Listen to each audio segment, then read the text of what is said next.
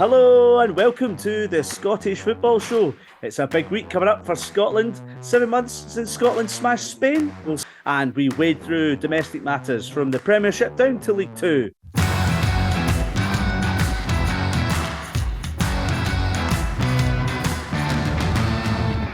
Hola, Scottish football fans, and welcome to another nail-biting week involving the Scotland national team. By the end of this week, in fact, we could seal our place at Euro 2024 in Germany. Fingers crossed. I'm Andrew Slaven, here to hold the quivering hands of Tartan Army foot soldier and TNT senior producer Laura Brannan and Melbourne City head of creative Findlay Marks, who is looking more and more like Steve Clarke every international week. What does that even mean? It's just an attack on your follicle inferiority. I would say that Steve Clarke's got more hair than I do. I shave mine right to the wid, as my granddad would say. Whereas he's got that old man, I call it the motorway. It's like you've got the smooth middle bit and the grass verges growing at the side. Not quite a Sven and Eriksson level, but it's going that way. No, for sure. Sorry, Finn. One day I'll just give you like a proper professional intro, but I feel like you're an easy hit.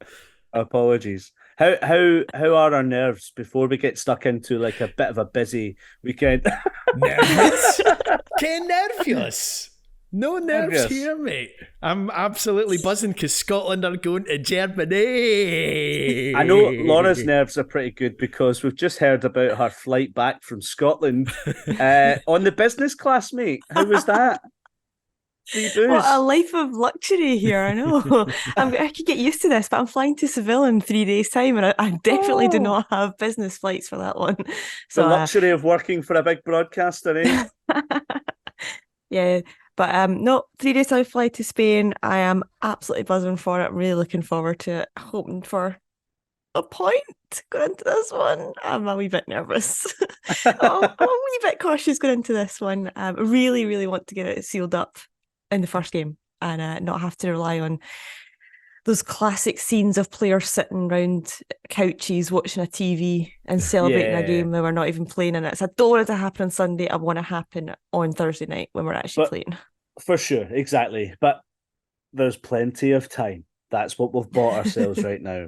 Getting stuck into the funny straight away here, but if Angus Gunn, your favourite goalkeeper, Laura, does get injured before the game, it looks like we can count on not just Sander Clarke or Liam Kelly, but Lyndon Dykes seems quite decent in between the sticks, eh? Yeah, this is class. He got a whole, 8 minutes or something in goals.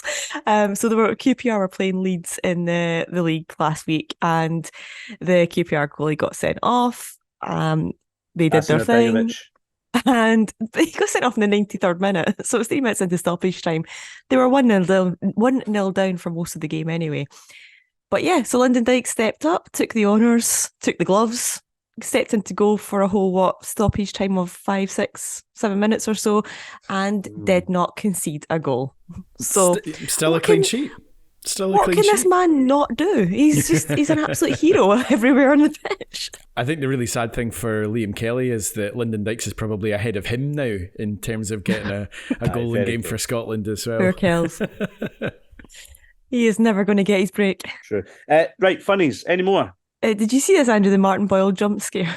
Yeah, I saw it. I saw it. It's freaky, man. Some fans filming in the Hibs end from the Edinburgh Derby at the weekend, and when Hibs score, it just turns out of nowhere. Oh, you fucker! Martin Boyle is literally up at the camera, and it's just his massive face in this fan's camera. And it is literally one of these jump scares you get in horror movies when, you close the bathroom cabinet and the guy's standing right behind your head. And you're like, whoa, where did you come from? Because I was watching it, I was like, it's funny, but I'm actually kind of creeped out every time it keeps playing on loop here. I don't like it. One thing I really enjoyed before this weekend was Inverness, their official Twitter account, posting that they had been sent by Harry Gow Bakers a box of donuts for Duncan Ferguson, kind of like just as like a kind of like a goodwill gesture type thing.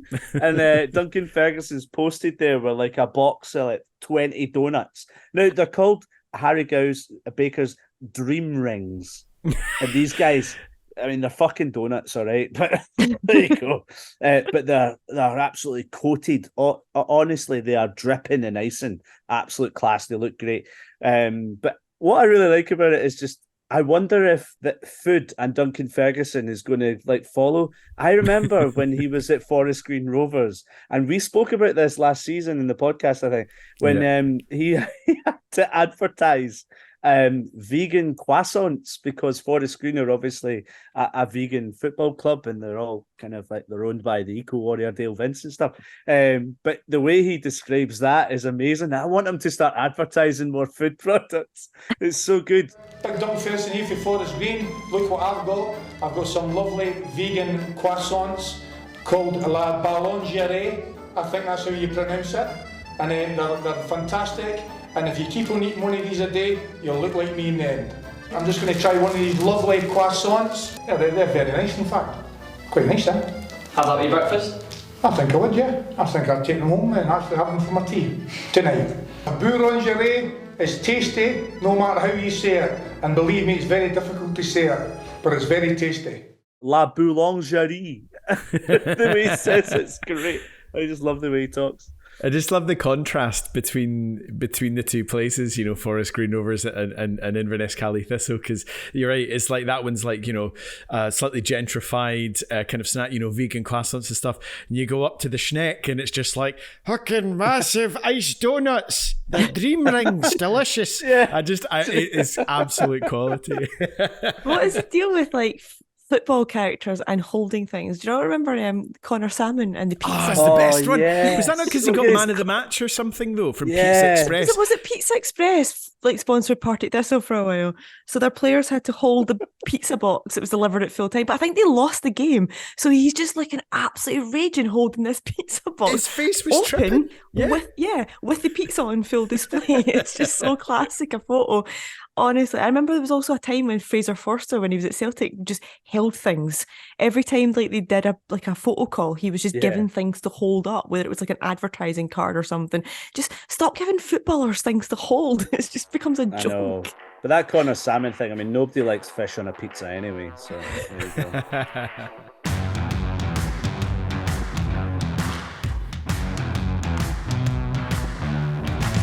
We can't be having that, mate. You better get your finger out, all right, and make sure that you get the results.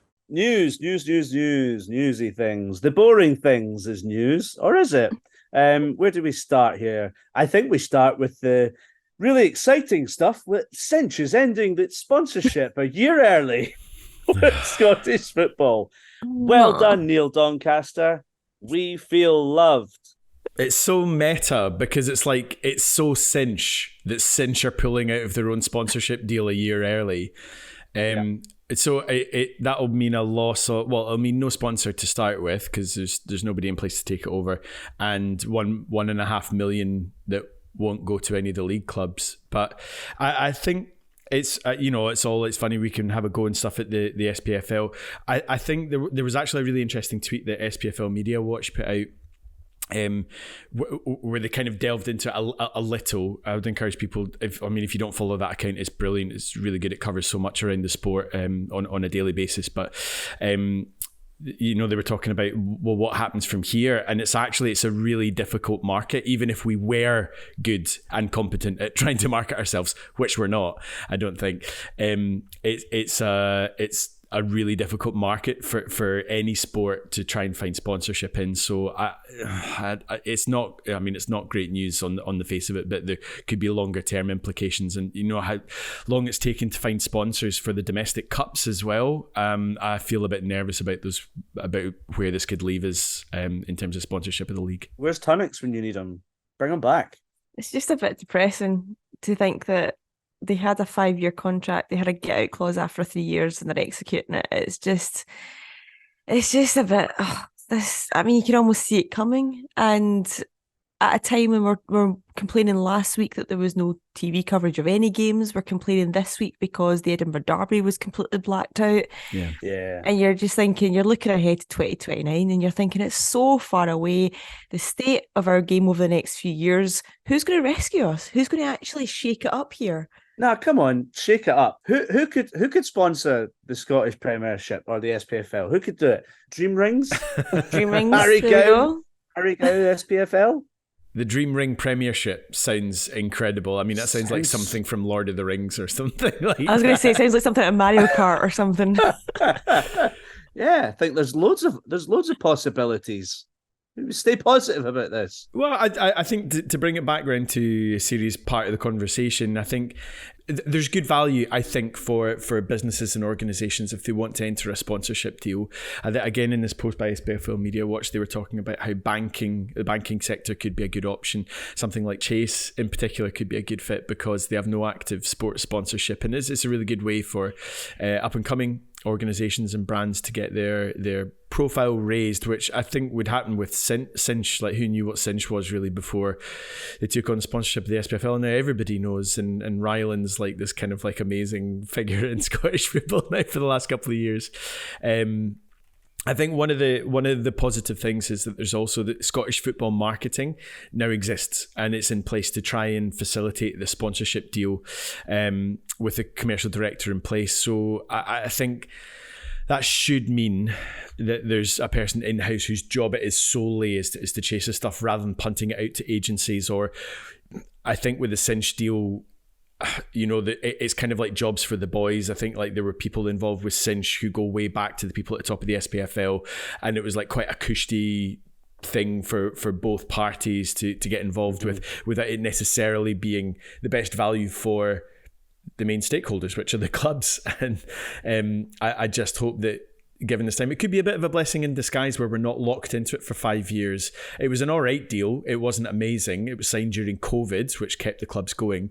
But I think it also caused a lot of controversy with Rangers as well, didn't it? So that wasn't exactly a great kind of thing for Cinch and for the SPFL, and there was a lot of fallout with that afterwards as well. There was, but that was entirely on the SPFL, basically contradicting their own, not just their own, but the statutes of any business sponsorship, which was all on them, which ended up costing them, was it about £1 million? So that's almost a whole year's sponsorship from Cinch anyway. Just an absolute joke. So you hope going forward with the right people in place internally, and with the opportunity now post-COVID to look at an increased deal, because I think when you think about it as well, we have sellout crowds continually now, still continually high viewing figures despite none of it ever going out on TV. There's a really good return on investment here, and you see how much the fans bought into the Cinch Premiership or the Cinch League One or League Two, whatever. It's like people refer to it as the Cinch. You kind of can't buy that stuff. I mean, you literally can, and hopefully they do. But that's what we're wanting to get to. It is a good product, and there's something brilliant that if the right partner is found, it can be a really brilliant ROI for a lot of businesses. Laura, you kicked up a good bit of positivity around Scottish football last week because of your travels with TNT up to do the Aberdeen game. I know you did the Newcastle game before that, but you were buzzing to get up the road to cover Scottish football again. And the piece that you put out on Aberdeen's night, first European night in 15 years or 12 years or something like that? 16 years, yeah. First group stage game at Pittodrie, 16 years. Really, really good. And it was a great piece, mate. I have to say, really nice to see the response as well you got. Like, how was it putting it all together? And talk to us about it from start to finish. Yeah, I mean, just in general, like you're talking about talking up Scottish football and stuff. And this week has just shown to me just how hungry the fans are in Scotland. No matter what club you support, we are just hungry for somebody to tell our stories. There's so many good stories across Scottish football. It came about. I was obviously TNT. I've been in there for about a month now. We have the rights to the European games, so naturally I am like, right, okay. Any sort of Celtic, Rangers, or Aberdeen coverage, I'm like, hand up straight away. Pick me. I want to go and cover that. And the opportunity came up. And it was very much like the team, the digital team, they are very much still finding their feet since the crossover from BT Sports. So it's a bit of, let's try some things, let's see what sticks, what doesn't, let's have a bit of fun as well and experiment. So I was like, right, fine, send me up there.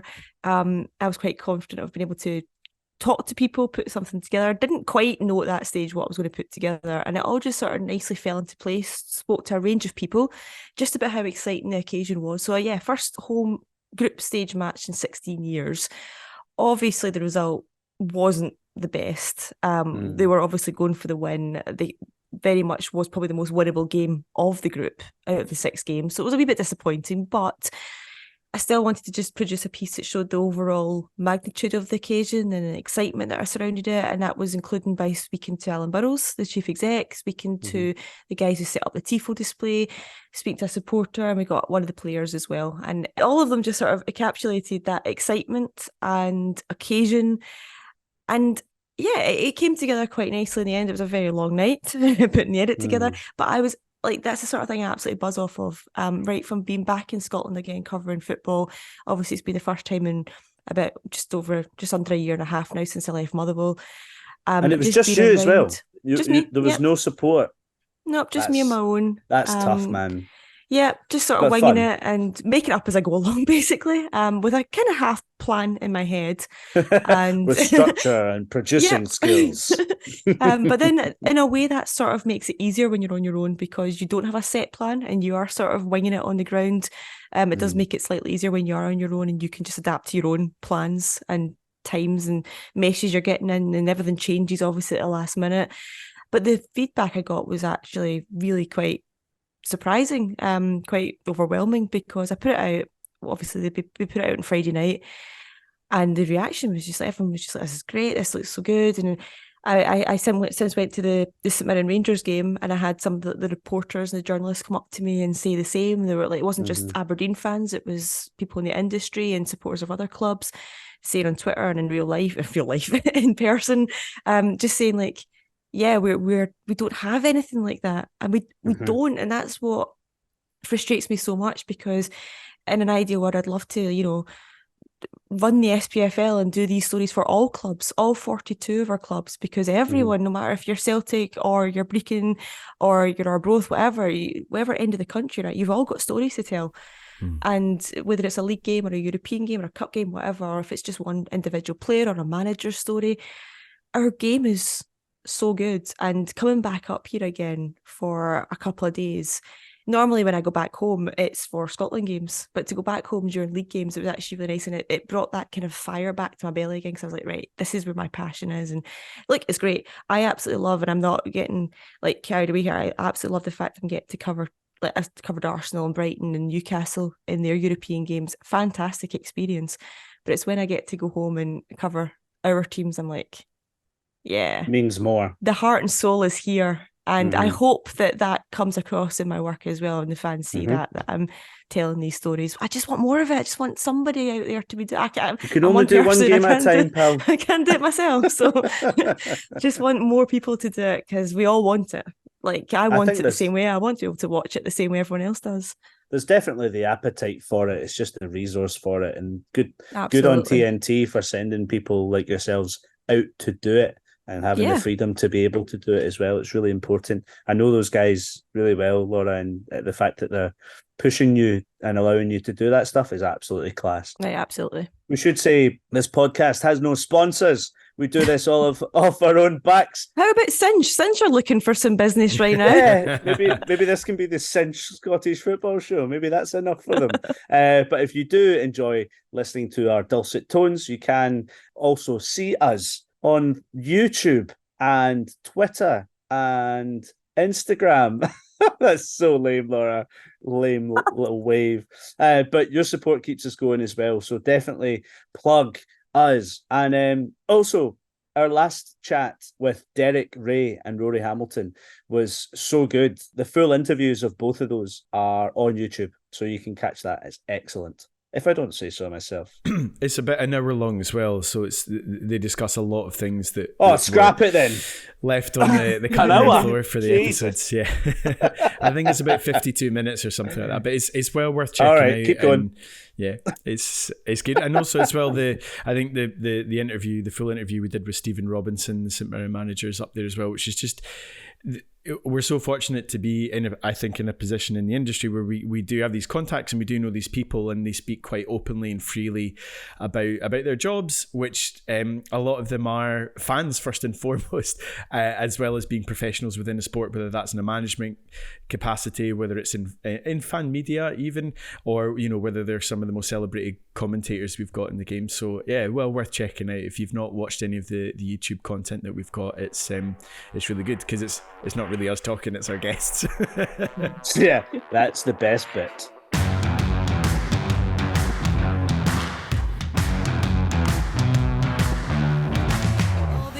Viva España. It's so good. Right, Scotland fans heading to Spain this week will be delighted for the sunshine, leaving behind the soggy, waterlogged streets of Scotland after the weekend that they've had. Geez, a single point is all we need to get over the line and into Euro 2024 and to those beers in Germany. Kick-off in Seville, though, takes place on Thursday at 7:45 before a friendly against France in Lille 5 days later, when we could be partying big time. But Laura, what's the state of play here? Obviously, we know we just need a point, but is there anything else that could happen in the week? Yeah, so the night that we obviously play Spain, Norway are playing Cyprus. So even if we lose to Spain, we have a second chance. It's a very slim chance, but if Cyprus beat Norway, then it rules them out of the running. It's not going to happen, let's face it. It's going to happen.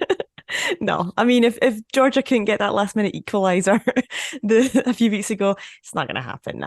The next chance we have is actually on the Sunday, and annoyingly we don't play that day. So because it's an uneven number of teams in the group, we've obviously got our bye in this window. So that's why we're playing France in a friendly next week. Mm-hmm. The other teams play on Sunday in our group. So annoyingly, the players will all be sitting around the hotel. The fans will just be, kind of like COVID times, sitting in their house, just checking the other scores. So I kind of don't want this to happen. But if Norway don't beat Spain, then that rules them out and in turn clinches us qualification. So essentially we are waiting on Norway messing up here, whether it's against Cyprus or against Spain. Or we just do it ourselves against Spain. I don't know about you guys. I don't want to do it when we're not playing. Sure, we've got our friendly against France 2 days later, which we can have a party at, but it's just not quite the same for me. I want to do it when we're actually on the pitch. I'm going to echo Steve Clarke here and say that the goal was not to finish top of the group. The goal is to qualify. So qualifying by any means is the best thing ever. I don't care how we do it. You wanted it to watch your TV. I want to do it. I have preferences, don't get me wrong. But as long as we do it, that is the only thing that matters. I think I'm slightly scarred by COVID and the Serbia game because we all made the best of it and we all enjoyed it because it was such an emotion we'd ever felt before. Well, I hadn't felt before personally, and many my age probably hadn't.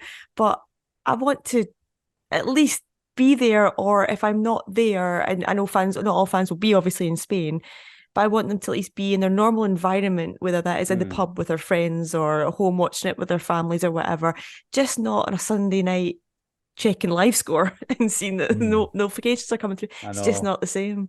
But I'm getting greedy now. I'm absolutely getting greedy, and I just want to get there, obviously. So, yeah, I'm not going to get carried away.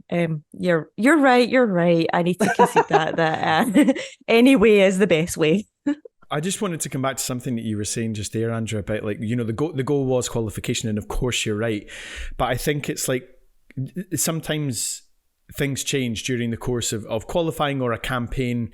That it does change the expectations. I think because it was such a breathtaking start by Scotland, literally history making from a Scottish point of view, in how well we've started, you want to keep going with that. You want to keep the momentum going, and you want to qualify top now. I think that the goals can change. The ultimate goal is still qualifying, and that's all but assured.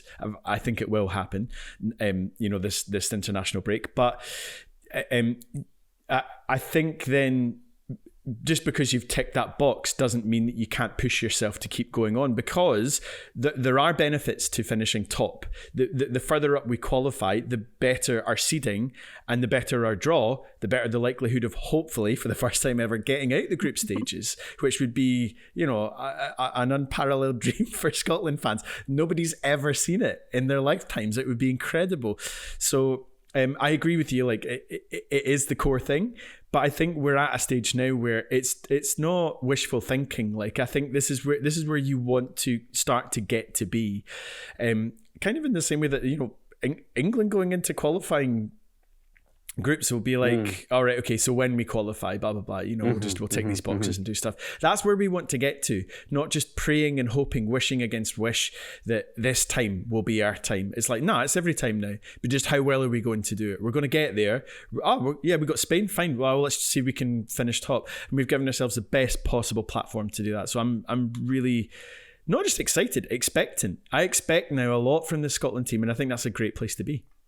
It's a great place to be, but we have been burned before. But look, there's been a lot of good omens this week, especially in European football. Oh, and in at these shores as well. But like John McGinn scoring a last-minute winner against was it the Serbians, Zrinski Mostar, which was a 1-0 win for them in the Europa League, and then.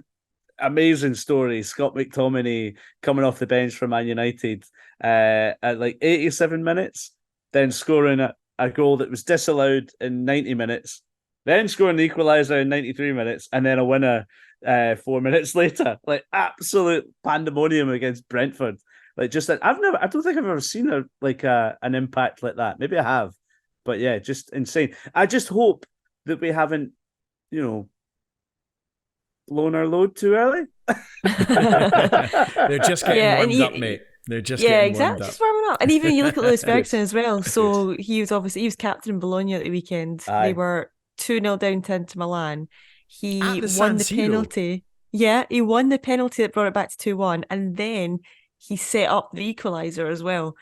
So, I mean, that's 3 big moments that our players... Okay, Lewis Ferguson might not start the game, but you're looking at John McGinn and talking about Tommy. They're massive moments. I was holding out, hoping that maybe Andy Robertson would score the last-minute winner for Liverpool today, just for a little omen that our 3 biggest names were doing it. But maybe Andy Robertson's saving himself for Thursday night, It's looking... Yeah, I mean, I would take that, like a 94th minute winner like that would just be incredible. Or equaliser. Scotland are facing a very different Spain right now, though, than who we faced 7 months ago. This is this team have now won the Nations League competition. Was it against the Netherlands? Croatia? No, Croatia on penalties. Against Croatia. So I mean, Croatia, who were pretty much like semi-finalists of the World Cup. Yeah, they've also scored. They've also scored 13 goals in 2 games and conceded 1. Okay, they're playing Cyprus and Georgia, which aren't the toughest opposition, I grant you that. But they're just better prepared now. Yeah, they've got into their stride. It's a bit like kind of England always kind of do this, don't they? They start a wee bit rusty in competitions and then they start to kind of find their feet. It feels like Spain's done that now. And when they're on their own territory as well, I feel like this is going to be a whole different ballgame to what we saw in March. I think also as well, it's worth pointing out the venue. So Spain don't have a national stadium. They move their games around the country. And this is something that's historically been the case for decades now. Their most difficult game in qualifying, they always put in Seville because it's one of the most hostile atmospheres, one of the best atmospheres, and it's always been that way. So it's kind of a mark of respect that's the one they picked out from our qualifying. It wasn't Norway and Holland. I bloody hate it though. There's like a running track around the running track. It's my kind of my seats are going to be on the moon. Yeah, but there's going to be a good following though. I think there's about 4,000 Scotland tickets. I think we got in the end, and then there's also a good batch that have like bought up for the home section as well, nearest to the away end. So I think there's going to be a really strong following from Scotland fans.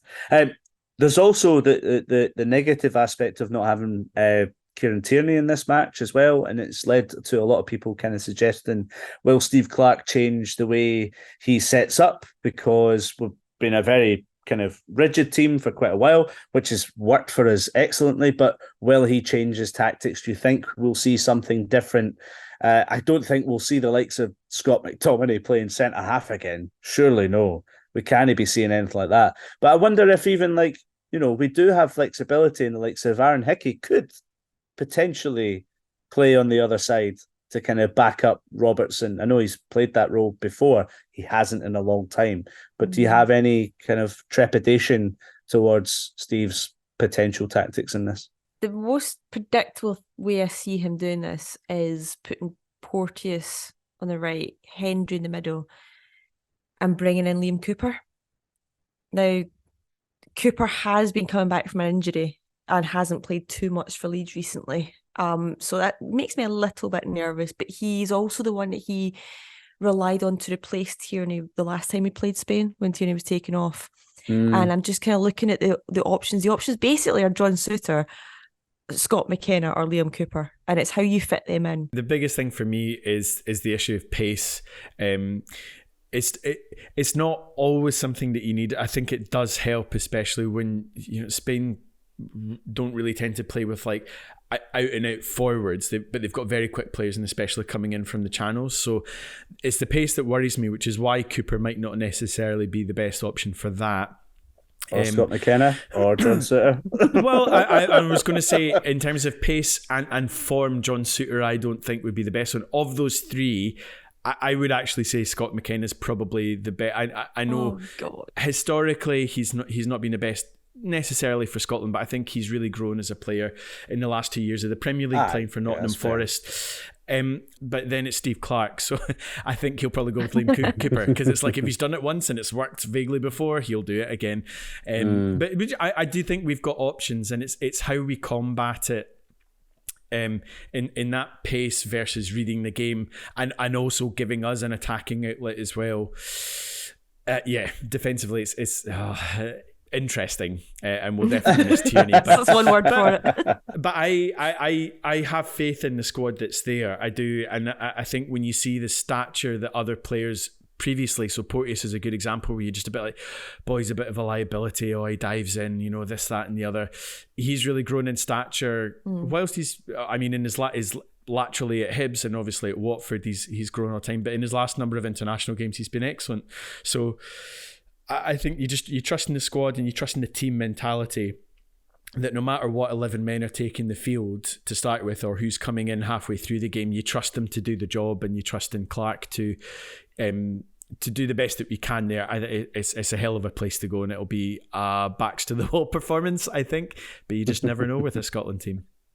Even from a personal perspective, I feel quite sorry for Keiran Tierney, because he's played such a huge part in this campaign so far. Yeah. And if he is ruled out of the remainder of the year, it's even just like he's not going to be involved in the celebrations. This is a guy who led the charge into the dressing room after we beat Serbia in that kind of infamous, it's a gif now, and it led to the whole kind of I Can Boogie and all this stuff, and all the videos that we saw from the dressing room. He's a major part in the squad. He's a major, as a person and a player. And just to see somebody that's so major like that miss out, I just kind of feel a bit sorry for him, just on a human perspective. It's a bit of a shame. I think the rumour is that he should be back for the new year, but I know it's still up in air yet. But you're right, that he is not just a pivotal player on the pitch, he's very, very important as a character. And he kind of does play a kind of captain's role, which is weird, because we've always had this left back kind of thing with Andy Robertson and Tierney, even Hickey to an extent as well. I do wonder though, looking ahead to the game against France, is there anyone you would like to see kind of get a run out and we could see how good they could be? I think Lewis Ferguson's the standout for a start. Yeah. And maybe Nathan Patterson as well. But what's your thoughts, Finn? Lewis Ferguson for me is the obvious one. I would like to see the point of the friendlies, to me, and it's something I not that we've had much cause to criticise Steve Clarke, but there are still certain things that kind of annoy me sometimes, and the friendlies should be the experiments. They should be the free hits to try out different players. And I remember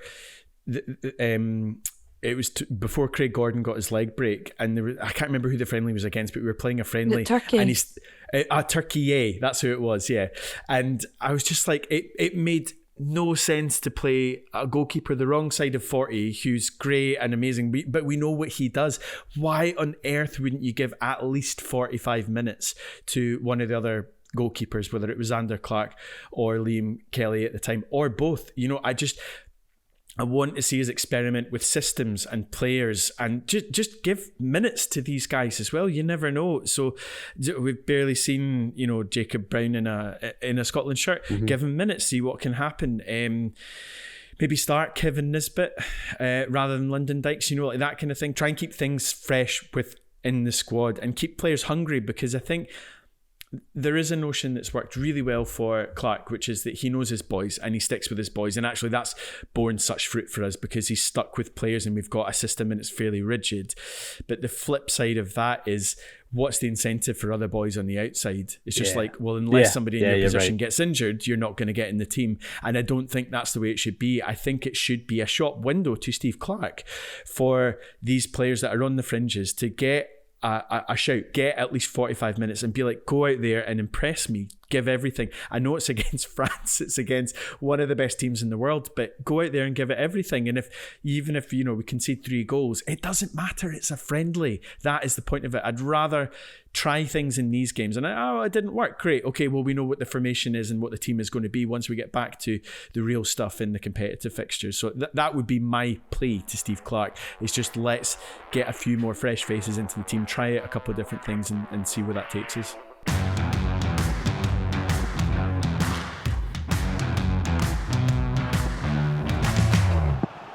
Marshall is saved! Yes! One big yes! Okay, you loved our chat with Rory Hamilton and Derek Ray last week. We loved our chat with them too. So we've got some more for you. With Rory being the lead commentator on Scotland games for rights holders Viaplay, we had to ask him if he's ready for that historic qualification line and what tips Derek can give us for the party in Germany next summer. Can I just steer us towards more kind of the run that Scotland are on at the moment? If we talk about the international setup, and Steve Clarke's a very good manager. It's a bit of a catchphrase of mine on this podcast. It was in the olden days as well. But Rory, you've had the joy of commentating on Scotland games, and Derek, I know you have in the past too. How much are you enjoying this run, and what is different about this Scotland team that maybe you think hasn't been in previous Scotland squads? I'll go to you, Rory, first, because you're currently following the team. I think it stems from the manager, who very much put up that sort of mentality at Kilmarnock. They completely raised their game, particularly with Celtic and Rangers. Brendan Rodgers struggled with Rugby Park, Stephen Gerrard. That was another. I think I did twice back years, and Rangers came back from the January break and lost at Rugby Park, and it was like a graveyard of their title hopes. They seemed to just falter, and Steve Clarke thrived taking on, like Aberdeen in the 80s. If you could take on obviously not to dominate, it's virtually impossible now, but to be able to beat them. And not just on a one-off. And I think that he's got that mentality, a club mentality, into the national side. But I think the main thing, and I've been banging on about this for years, I'll refuse to be in the room if it's being brought up. I hate glorious failure. It's just failure. There's nothing glorious about it. Eventually, only one team can win a tournament. I can imagine if Scotland got to a final and lost, people would talk about that as glorious failure. It's complete rubbish. I think this team have taken that away from their psyche, and we as a nation probably need to get rid of it from our psyche. But this group of players, I think, have put that completely to the backs of their minds. They don't believe that this is all just going to, no matter how well it's going now, it's all just going to eventually end up in a failure. And I think that probably has taken a lot of work, because you look at squads that we've had in the past, very good players playing for big clubs that have won huge tournaments, and it seemed that there was always something in the back of the minds. And with the supporters, I think the supporters are starting to come round to that there's just a belief that there's a trust that they can go out and get results when they need to. Definitely. What I would say about Scotland is that, and this is going back a few years, I remember being on a panel discussion program at ESPN with a lot of, old-time internationals, none of them from Scotland. But I remember I was the lone voice arguing for the changes that UEFA were making at that particular time to enlarge the Euros. And the sort of the elitist view was, well, no, we don't want little teams involved. We want, the best teams should be rewarded. And I made the point that all you're doing with that is you're enriching the already rich, so you're saying to FAs who already have a lot of money, oh yeah, we'll give you more money because you'll keep on qualifying and you'll have haves and you'll have have-nots. And Scotland were very much the have-nots. What I'm really saying is a long-winded way of saying I think that the changes to enlarge the Euros and to have the Nations League have really positively impacted Scotland. I think it's given countries like Scotland, who were very much on the outside looking in for an entire generation. You think back to the last time Scotland had been at a major tournament until the last Euros. Ridiculous, really. And for somebody, I'm in my 50s. I grew up with Scotland qualifying for every World Cup. It wasn't unusual. It was the norm. It happened. Now, getting out of the group, that was a challenge. That's always been a challenge. But Scotland were always there. So I think we should actually applaud, and we should always, as Scots, be defenders of the fact that more teams get to tournaments, because it was steadily going nowhere. You had the same teams virtually qualifying for every Euro. A country like Scotland just couldn't get in, but now you have more opportunities. And we saw that last time. Hopefully Scotland learned from the experience last time. I didn't think they played badly at the last Euro. I thought they were unlucky against the Czech Republic, did well against England, and then Croatia were just a bit too much. But I think this time, as Rory said, Steve Clarke deserves tremendous credit, because sometimes with a national team, I think being a national team manager, it's the ultimate job for a football pragmatist. It's not really a job for an idealist who wants to come in and impose a particular style. It's a job for somebody who's very good at saying, here's who I've got, here are the players who I have, I've got to make them into a team, can't be too fussy about it, we've got to play to our strengths and try to eliminate our weaknesses. And Steve Clarke has done that, and his personality suits this group of players. And yeah, Scotland are not the best team in Europe, nowhere close, but they're punching above their weight, and my goodness, we have not said that for a generation, and it's nice to be able to say that.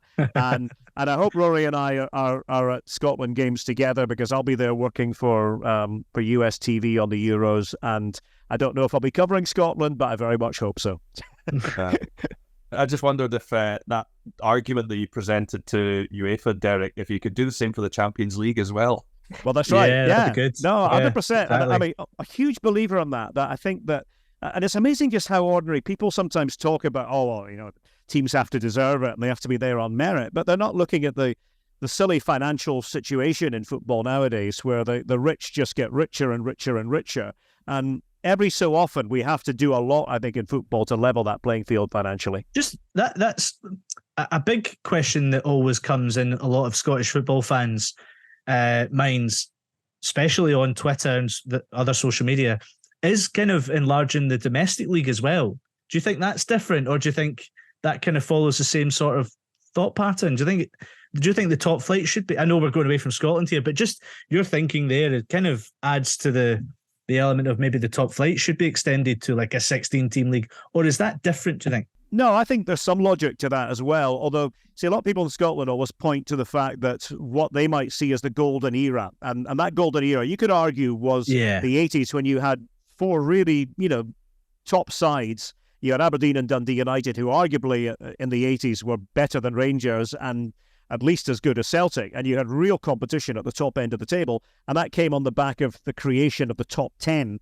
And, back then it seemed that was the way forward. But I sort of understand the argument that, you could make it bigger. What I would say is, if you're going to do that, you really do have to try to, this again, just a personal opinion, not everyone will agree with it. You've got to stop financially giving money to the same clubs year in, year out. You have to have some solidarity within the league if you do actually want competition. And that is the goal. So, if Celtic are going to be winning the title more often than not, and Rangers are going to be second more often than not, and maybe once every so often Rangers will win the title, as has happened recently, you've got to try to cut back the whole sort of, we'll just keep giving them money. And what do you think is going to change if you keep giving the already rich more money? Trickle-down economics, I'm not a great fan of that in everyday, without getting into politics, I'm not a great fan of trickle-down economics in everyday life. I don't think it works for the average person. And by the same token, in my opinion, it doesn't work in football either, if you want teams who are at the lower end to be able to pick themselves up.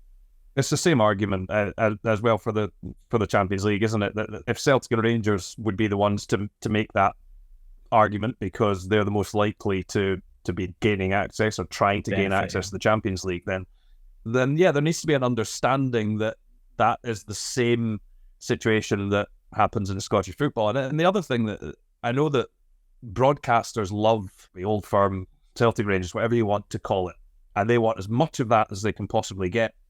I think that 4 league games is almost too much in a season, given that particularly at the moment they're tending to meet in both cups, because there's not much else that can beat them. You will get a one-off every now and again, like Kilmarnock this season, but they're tending to knock each other out. So you're getting 6 games a season. We have a fantastic fixture that should be shown all around the world, but maybe to do it 6 times a season might dilute it a little bit. So I would be softly in favour of a bigger league. I think it would. I think fans would be more engaged that you get one trip to a ground that season rather than going up twice. I don't know.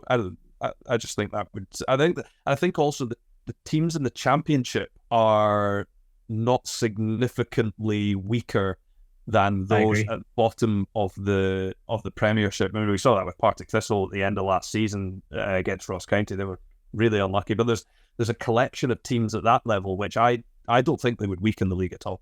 I'm going to pull this back. Andrew took that in a very dark, heavy turn there. When I was enjoying the chat of the Euros there. Sorry, Laura. And more so just to kind of round it up as well, but I just kind of want to look ahead and allow me to dream, because I can't tell myself yet we're quite over the line until it's officially done.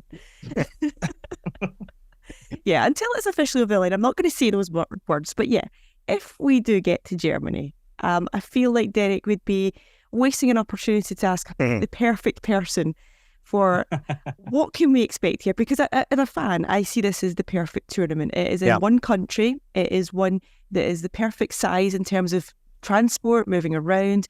They've nailed football culture in general already as it is.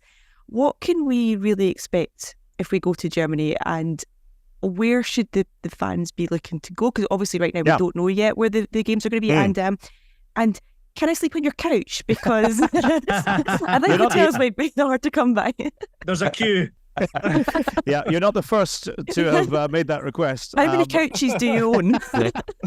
I'm rapidly trying to obtain 5 or 6 couches, but no, Laura, it's a great question, and what I would say is that it is the perfect country. It's the ideal country for Scotland. I mean, if you think about the last Euro, it wasn't a real situation because of where we were in the pandemic at that time, and I don't think UEFA will ever do that again with multi-city tournaments like that.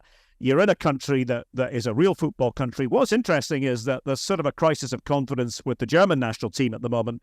New coach in Julian Nagelsmann, perhaps things will improve. But most of my German friends talk about how much they're looking forward to fans from other countries coming in. And I've told them, and I don't know what everybody thinks, I have a feeling that we may have, not all at once, I wouldn't be surprised if we have between 75,000 and 100,000 Scots in Germany should Scotland qualify. Over the course of the tournament. And again, in answer to your question, I say that because it's so easy to get there, relatively speaking. You don't actually even have to go to Germany to base yourself. You could decide to do it in Belgium or the Netherlands or Poland or Austria or Switzerland and make, journeys in there. But Germany is a great place, especially in the summer. There's a nighttime culture there that's wonderful. It's an outdoors culture, very much in the evenings. And, it's all about beer, but as part of a sort of a civil way of looking at life, not beer just to consume it and consume it and consume it. Sometimes in Scotland, like that was the first point you brought up. I love that, Derek. But what's great is that every region has its own. It's very proud of its own beer brewing customs, and that's part of life. Like wine is in France. Beer very much in most parts of Germany. Some wine regions in Germany as well. But city centres that are just a joy to be in, and one of the great things about this tournament also is that it's going to be a train experience in terms of getting around. And Deutsche Bahn is criticised within Germany for not quite having the meticulous reputation that people who are not from Germany think it has. It's not always on time. There are sometimes delays and cancellations. It's not. I would say it's not as bad as ScotRail. Having been on ScotRail quite recently, it's not as bad as ScotRail. But it is. It's not always perfect, but it will get you around. And also with all the regional trains and trams and buses, and so what I'm really saying is it's very easy. For example, if you were to base yourself in Frankfurt, right in the middle of the country, you have easy access to about 5-6 venues. An hour or two by train. And that's what I've said to most Scottish fans who have asked, where should we base ourselves? I've said, just choose a base and then go on the train, And if you do choose, places like my hub away from home is Cologne. And again, that is, Frankfurt's an hour by train, Dortmund's an hour by train, Gelsenkirchen's an hour by train, Düsseldorf's half an hour by train. You can't go wrong in a place like Köln, but also look at some of the non-venue cities. Bochum is a great city for a party and with its culture. And, that's just right there in the Ruhrpott, the industrial region beside Dortmund and Gelsenkirchen. And again, we don't know where Scotland will be playing. Some teams will be playing up in the north in Hamburg or in the east in Leipzig or Berlin. Some will be in the south in Munich or Stuttgart. But the great thing about the country is you can pop on a train in the morning and you can be in the city you need to be, in most cases, by the afternoon. If you were to go Munich, Hamburg, that takes a lot longer. That takes 7 hours or so. But it's easy to get around. And so I wouldn't sweat that too much. I would just pick a place where you want to be, assuming if Scotland make it, Laura, which I think we think is going to happen. Just choose a place, and as I say, somewhere like Mainz, somewhere like Bochum, which are not venue cities, have a look at them as well, and you're in for a treat. I went out to Germany in the 2006 World Cup, which, it feels ridiculous to say that. It's almost 20 years ago. We went out in my beaten up old Fiesta that had about 120,000 miles on the clock. 3 of us in the car. Oh my goodness. That's amazing. We toured around for like 3 weeks. We left it in Munich and went to Prague for a couple of days. Came back and it had been lifted and put in some like pounds. It was just ridiculous. Then driving up, because we got an email that had ended up in my junk folder in my Hotmail account or something. Only spotted it by chance while we were in Prague. Noticed that we'd actually got an email from FIFA saying, yeah, you were successful in the ballot for the tickets to Germany, Argentina. So we were in Prague. My goodness. The cars in a park out by the airport that we didn't know it was there in Munich, and the games in Berlin, and we had about 24 hours pretty much to do it, and we just made it, no sleep. Wow.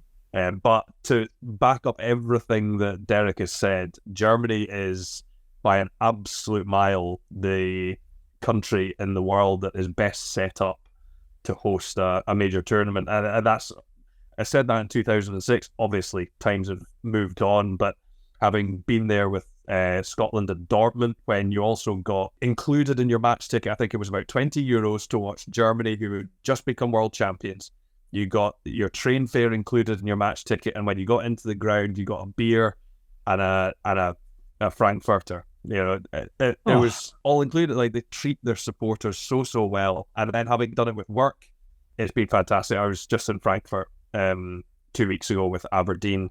That's an atmosphere like I've never heard before. Mm-hmm. All the grounds are state of the art. The cities are great, and the beer culture is second to none. It's a good point Rory makes about the public transport, and this again is sort of proof positive that German culture doesn't just happen football-wise by accident. The majority of the clubs are fan-run in the sense that there's this 50+1 rule, which means that an oligarch can't come in and treat the club like his personal toy. So you have safeguards in place, and the fans are part of that as decision makers. It's often said in Germany, we are fans, we are decision makers, we are not customers. We are not, as in England, we are not customers at all here. We are part of the decision-making process. And that's why you have things like joined-up public transport. It helps as well in Germany that you don't have 10 private companies running train services and bus services. It's all run by the local government or the regional government. So that allows them to do things like, as Rory said, you get your match ticket, and part of that is within the local area. 5 hours before the game, 5 hours after the game, you get transport to and from, which just makes sense. The whole thing just makes sense. And okay, UEFA are setting the prices here, so it won't be the bargain prices that you have for a Bundesliga game. And there'll be some things that are different. It's a shame that the standing areas won't be part of it, because that's an intrinsic part of German culture. Rory was in Frankfurt, he saw that for himself, just what that is in Frankfurt in terms of the standing. So it'll be sitting. But still, it'll be something special. And I don't know if you guys agree. I just have this picture in my mind. I was talking to some friends in Keiran recently, and just saying, I'm just visualizing 75,000 Scots here on match day, and they all said, "Yeah, what a beautiful thing. Let's all buy kilts and join in with them. Wouldn't that be great?" I'm gonna do what Rory does and find some hills and try and visualize the most, like Scotland winning the Euros or something like that. I'm like so the buzzing. football Jedi way. I'm so buzzing with this now. The only thing that's missing is the iconic Rory commentary from that John McGinn 96th minute winner against Spain. That means I can actually book my flights and get officially excited. Once I've got that, it's perfect. Something will hopefully come to me. You don't. We'll see. I'll be in Seville for that game with Fireplay, so that's gonna be really exciting. Really looking forward to that.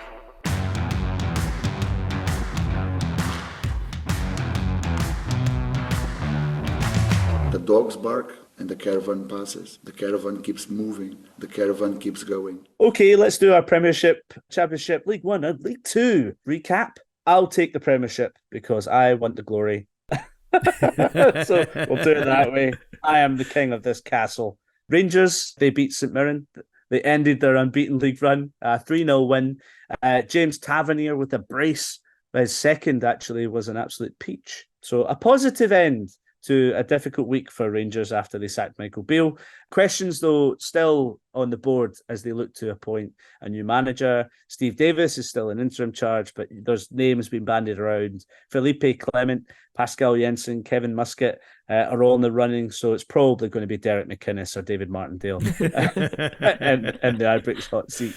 Aberdeen couldn't add to their win against Rangers last week. They drew to St Johnstone 0-0, that ended. They did actually score, but the goal was ruled out by VAR. Celtic put their best performance of the season, probably, against Kilmarnock. Hearts and Hibs. Did you watch that at the weekend? No, I don't think anyone did. A pretty class game, to be fair. 2-2 draw. A stunning goal from Alan Forrest, to be honest. Jambos did have a 2-goal lead before Ellie Ewan levelled Matters with 2 goals in as many minutes. It's just so good that the game wasn't televised and everybody missed it. Why on earth would you want to put that on TV? Because I just yearn for the highlights online, That's what I really look forward to on a Tuesday night. Whatever. Anyway, Livingston got their first win since the opening day, and their first against Motherwell in 10 matches. Good for them. It was quite a weird one. Laura, did you notice that Sean Kelly scored against his brother, Liam? Yep. Oh, so dear. the brothers stepped up against each other for the penalty, and it was his big brother. I think Sean's the big brother. Big brother is Sean's the oldest, yeah. Yeah, I mean, it must have recreated a lot of memories from the back garden of where they grew up playing against each other. They've got a younger brother as well. He's playing for St Mirren just now. I can't remember his first name, but yeah, he's quite young. But he's broke into the first team, and he's another goalie. So yeah, Sean must have had a lot of practice over the years from taking penalties. So Yeah, it was a shame. I was hoping Liam Kelly was going to come out on top on that one. They almost got a second one as well. And I thought, right, this is your time. Get one each, and you can go home happy. But no, that one didn't end up getting given in the end. The other game didn't happen. Dundee, Ross County postponed because you can't play football on swimming pools. So that didn't happen. Finn, can you tell me now what happened in the championship? Oh, absolutely. Best league in the country. The best place to start is probably the Ayr Derby. That's not a thing. Ayr United. Ayr United were playing Airdrie, and it finished 2-1. It finished 2-1 to Ayr. Anton Dides it was who scored the match winner, and that's him now scored in each of his last 3 games. A real purple patch for him. Laura's lost it for some reason. she got the air joke like 2 minutes later. It's the champagne she had in British Airways. It is. It's catching up with her now. The hospitality life. That. Oh, We need to make that a thing. Oh, Derby. Okay, yeah, it's got to be laboured as well, so you know the distinction between the Ayr Derby and the Ayr Derby. Dundee United are still top of the table despite being held by second place Thraith Rovers. That was 1-1 in that game.